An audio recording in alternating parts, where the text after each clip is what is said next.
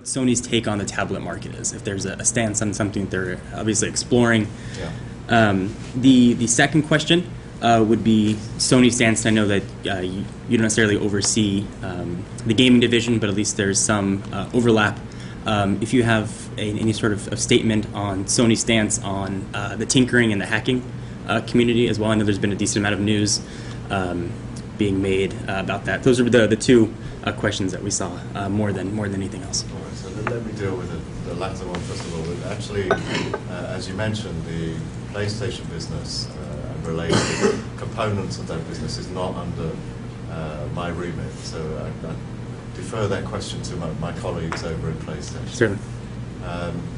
If we talk about the first point, the tablet market, that's a very interesting topic.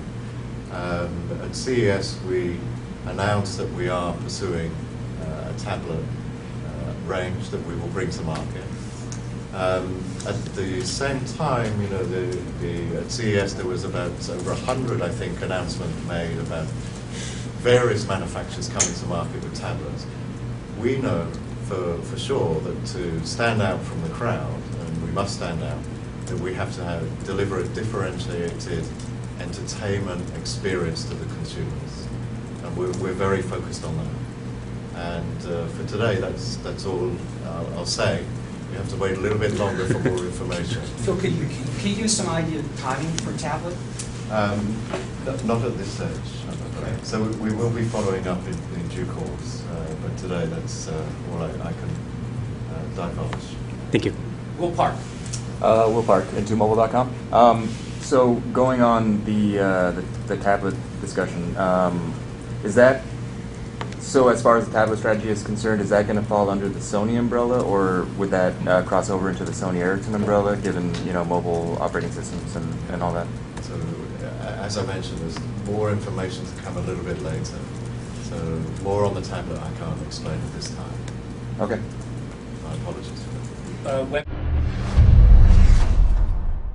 Between Sony Ericsson's recent proclamation that they want to be #1 in Android, Yeah. and what you just said about, you know, the Google TV platform, it seems like Sony's kind of pinning a decent amount of its near-term future on Google.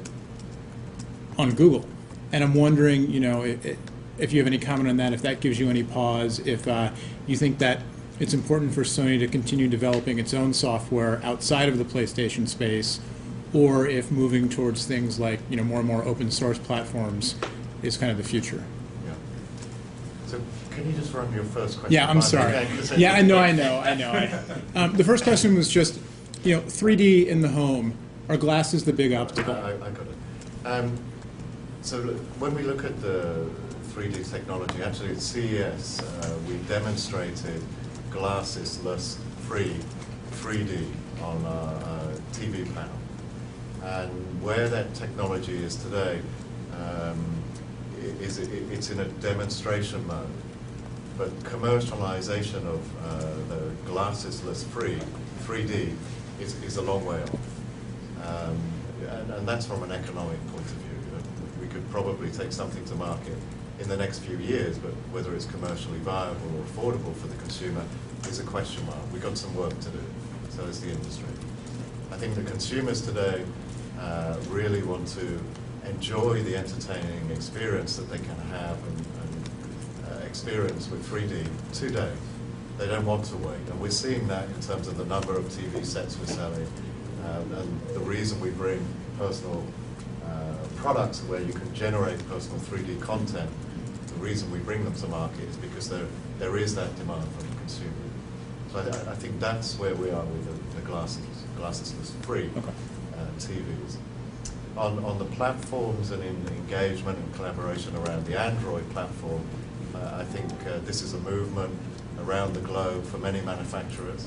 It's bringing consumer benefits. We're leveraging that where it's applicable and where we see it fits to the consumer's needs, and that will continue to be our focus. But on the other side, we have quite enormous experience and expertise in software development. So we also take a look at the in-house capability as well as other software platforms that may arrive in the future. So it's all about an open world. We want to deliver the best experience to our consumers and allow them to access content any place, anytime, anywhere. Great. Phil,